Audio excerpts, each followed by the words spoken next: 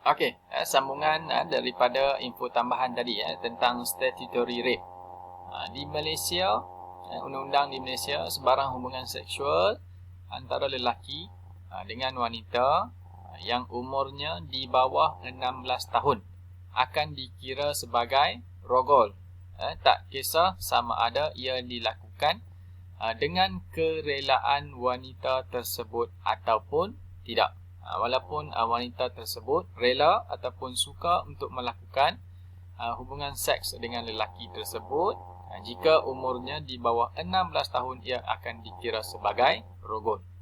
Manakala hukuman yang boleh dikenakan atas orang yang disabitkan dengan kesalahan rogol statutory, iaitu dalam Seksyen 376 Kanun Keseksaan, iaitu hukumannya penjara tidak kurang daripada 5 tahun dan tidak lebih daripada 20 tahun dan juga serta hukuman sebat. Okey. Okey, baik. Kemudian sedikit maklumat tambahan, info. Pasangan yang mengamalkan seks bebas terdedah kepada penyakit kelamin, HIV dan AIDS. Okay, iaitu penyakit yang boleh mengancam nyawa, yang boleh menyebabkan kematian.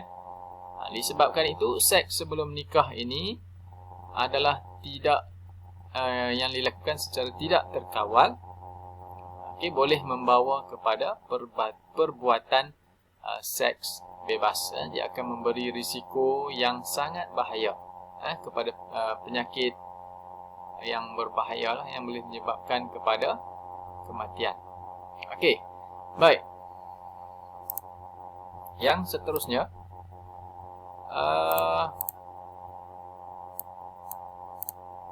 sekejap. Situasi yang mendorong kepada hubungan seks sebelum nikah. Apa situasi yang boleh menyebabkan hubungan seks sebelum nikah ini boleh berlaku? Okey. Baik, selepas kita lihat tentang kepentingan kemahiran abstinen tadi dan juga cabaran-cabaran untuk mengamalkannya. Okey, baik. Kamu semua perlu kenal pasti situasi yang boleh mendorong kepada berlakunya hubungan seks sebelum nikah.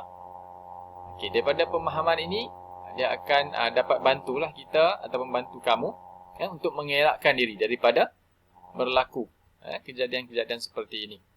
Okey, yang pertama, kita lihat yang pertama. Tiada pengetahuan tentang pendidikan seksual. Ini situasi yang pertama. Kita tidak tahu tentang apa itu pendidikan seksual.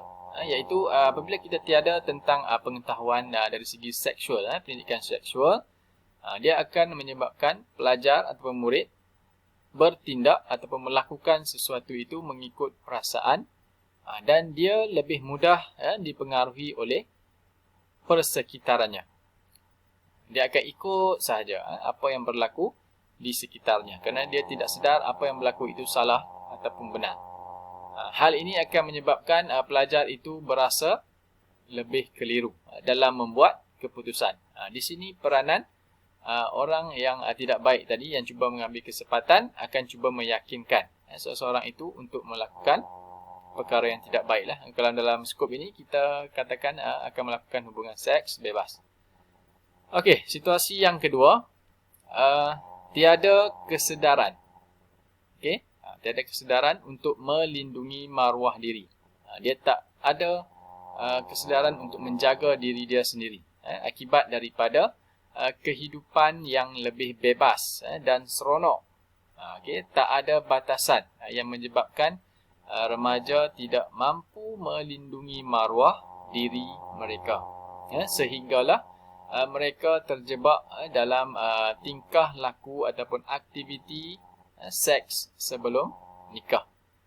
Pada kebiasaannya, golongan-golongan ini akan bermula ataupun cenderung kepada budaya lepak.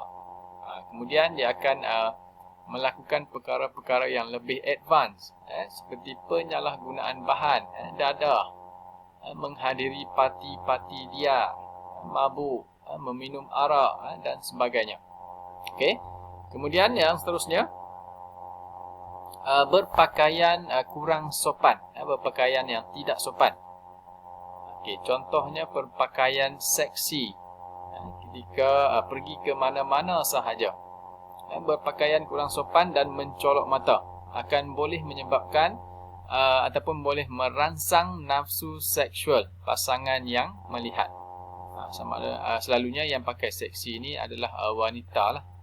Lelaki ni kurang lah pakaian-pakaian seksinya. Bagi wanita ataupun perempuan, so kamu perlu jagalah cara berpakaian supaya pasangan, kawan dan sebagainya ataupun orang luar yang melihat tidak merangsang nafsu mereka. Situasi ini boleh mendorong tindakan luar kawalan berlaku. Boleh menyebabkan contohnya seperti kejadian rogol. Okey. Baik, kemudian yang seterusnya, berdua-duaan di tempat sunyi. Okey, situasi inilah yang paling berisiko. Boyfriend, girlfriend, pasangan-pasangan. Okey, golongan remaja melakukan hubungan seks sebelum nikah kerana terdapat ruang dan juga peluang. Terutamanya mereka berada di tempat yang sunyi. Okey, pertemuan secara berdua-duaan di tempat yang sunyi akan memberikan peluang yang baik ataupun kemungkinan perkara-perkara yang tidak diingini ini akan berlaku. Dan yang terakhir. Okey. Dan yang terakhir ni menonton bahan pornografi, bahan pornografi iaitu bahan-bahan lucah, gambar-gambar bogel, video dan sebagainya, video-video rakaman yang melakukan hubungan seks dan sebagainya. Okey, ini akan meningkatkan rangsangan kepada tingkah laku seksual seseorang itu. Okey, akibat daripada menonton video-video ataupun bahan-bahan pornografi ini, pada mulanya perasaan ingin mencuba. Okey, dia ingin mencuba apa yang dia lihat dalam gambar, dalam video tersebut. Dia akan cuba kepada pasangannya. Okey, pasangan yang belum berkahwin lah. Okey, seperti yang dilihat dalam bahan tersebut. Dia nak cuba lakukan. Okey, ini lebih berisiko lagi sekiranya bahan pornografi ini ditonton bersama-sama pasangannya. Itu lebih bahaya. Apabila tonton bersama-sama, dia akan merangsangkan tingkah laku seksual kepada kedua-dua individu tadi, lelaki ataupun perempuan. Okey, kemudian yang seterusnya, kesan seks sebelum nikah terhadap diri, keluarga dan masyarakat. Apa kesan dia kepada diri? Okey, kesan melakukan hubungan seks sebelum nikah ni kepada diri, yang pertama, dia akan mencemarkan reputasi diri. Dia akan menyebabkan kemerosotan tahap kesihatan, kemerosotan dalam pelajaran dan menyebabkan penyakit jangkitan seksual, kehamilan yang tidak diingini, pengguguran anak yang tidak selamat, melahirkan zuriat luar nikah, dan mendorong jenayah pembunuhan bayi dan juga pembuangan bayi.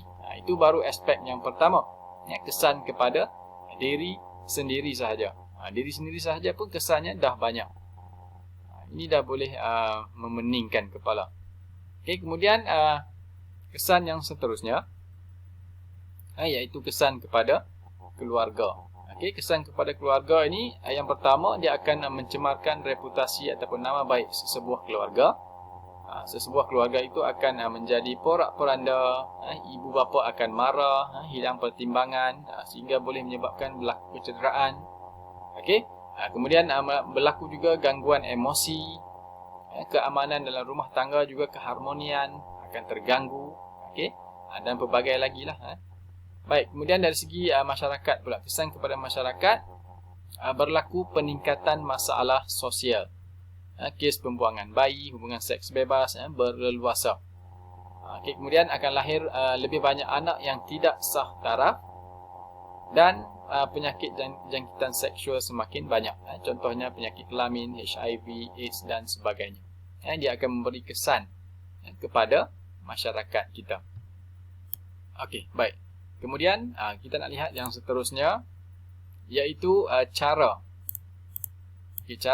bagaimana untuk menangani hubungan seks sebelum nikah daripada berlaku.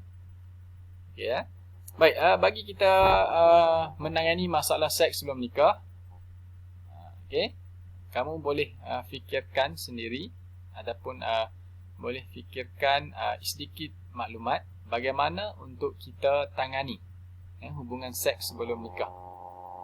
Okay, antara cadangan-cadangan yang diberikan di bawah ni, cara untuk menangani hubungan seks sebelum nikah. Yang pertama, mengelakkan daripada situasi yang boleh terjurus kepada perlakuan seks sebelum nikah. Okay, kemudian mempraktikkan abstinence seperti yang kita bincangkan tadi, mengatakan tidak dengan bersungguh-sungguh. Kemudian mewujudkan rasa hormat, menghormati antara satu sama yang lain, iaitu pasangan yang kamu ada. Okay, kemudian berani berkata tidak dengan tegas dan yakin. Memelihara reputasi diri sebaik-baiknya dan mempunyai kemahiran komunikasi yang baik semasa menolak ajakan melakukan seks. Okey, so kita dah habiskan berkaitan tajuk abstinence hari ini. Dan saya nak bagi beberapa soalan. Kamu perlu jawab soalan-soalan ini di bahagian komen di posting yang saya muat naikkan hari ini. Okey? Okey, baik. Soalan yang pertama, kita dengar. Kamu nyatakan apakah maksud abstinence? Okey, seperti yang kita bincangkan tadi. Apakah maksud abstinence? Okey, kemudian yang kedua, okey, jelaskan kepentingan abstinence dalam pencegahan tingkah laku seksual sebelum nikah. Okey, jelaskan kepentingan abstinence. Okey, baik. Kemudian kamu senaraikan, senaraikan cabaran dalam mengamalkan abstinence. Okey, senaraikan cabaran mengamalkan abstinence. Okey, kemudian yang seterusnya, kamu senaraikan situasi yang mendorong kepada hubungan seks sebelum nikah. Okey, kamu nyatakan situasi yang mendorong kepada hubungan seks sebelum nikah. Okey, kemudian kamu muat naik jawapan kamu di bahagian posting, di komen, bahagian komen. Okey. So saya akan tunggu dan lihat jawapan-jawapan yang kamu berikan. Okey. Jika ada sebarang soalan yang kamu tak faham, kamu boleh typekan di bahagian chat. Saya akan tunggu di bahagian chat sehingga kelas kita tamat. Okey. Terima kasih.